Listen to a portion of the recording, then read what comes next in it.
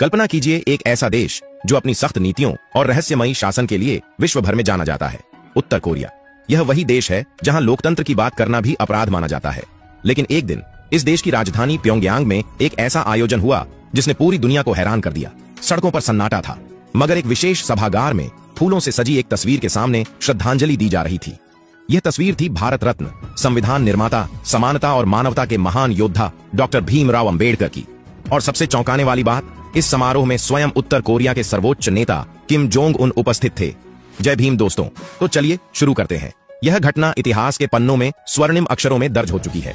उत्तर Korea जैसे देश में जहां विदेशी नेताओं को शायद ही कभी याद किया जाता है, बाबा साहेब अंबेडकर को इस तरह सम्मानित करना उनके वैश्विक योगदान का जीवंत प्रमाण है। यह केवल एक श्रद्धांजलि नहीं थी, बल्कि दुनिया के सबसे बंद देश की ओर से समानता, स्वतंत्रता और बंधुत्व के मूल्यों को नमन था। किम जोंग उन ने इस अवसर पर एक संक्षिप्त लेकिन प्रभावशाली भाषण दिया। उन्होंने कहा, डॉक्टर भीमराव अंबेडकर केवल भारत के नहीं बल्कि पूरी मानवता के प्रेरणा स्रोत थे। उन्होंने सदियों पुराने अन्याय को चुनौती दी और एक ऐसा मार्ग दिखाया जो हर इंसान को सम्मान और गरिमा के साथ जीने का अधिकार देता है। आज हम उत्तर कोरिया में उनके आदर्शों को सलाम करते हैं। इस समारोह की तैयारियां कई हफ्तों पहले शुरू हो गई थी। उत्तर कोरिया की सरकार ने भारतीय दूतावास से संपर्क कर बाबा साहेब के जीवन और उनके संघर्षों पर आधारित सामग्री मंगवाई। स्थानीय कलाकारों ने उनकी जीवन यात्रा को चित्रों और प्रदर्शनियों के माध्यम से जीवंत किया। सभागार में अंबेडकर जी के बचपन के संघर्ष, कोलंबिया विश्वविद्यालय में उनकी शिक्षा, भारत में सामाजिक क्रांति और संविधान निर्माण जैसे महत्वपूर्ण पड़ावों को खूबसूरती से दर्शाया गया। उत्तर कोरिया की जनता के लिए यह आयोजन एक अनोखा अनुभव था।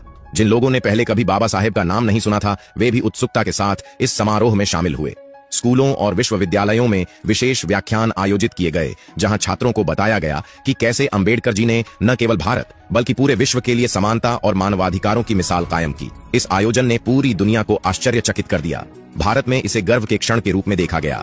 भारतीय मीडिया ने इसकी व्यापक कवरेज की और अंतर्राष्ट्रीय मंचों पर भी इस कदम की सराहना हुई। कई विश्लेषकों ने इसे उत्तर कोरिया के लिए एक संदेश के रूप में देखा, सामाजिक समानता और मानवाधिकारों की दिशा में एक नई सोच का संकेत। सोशल मीडिया पर वन अंबेडकर इन नॉर्थ कोरिया ट्रेंड करने लगा।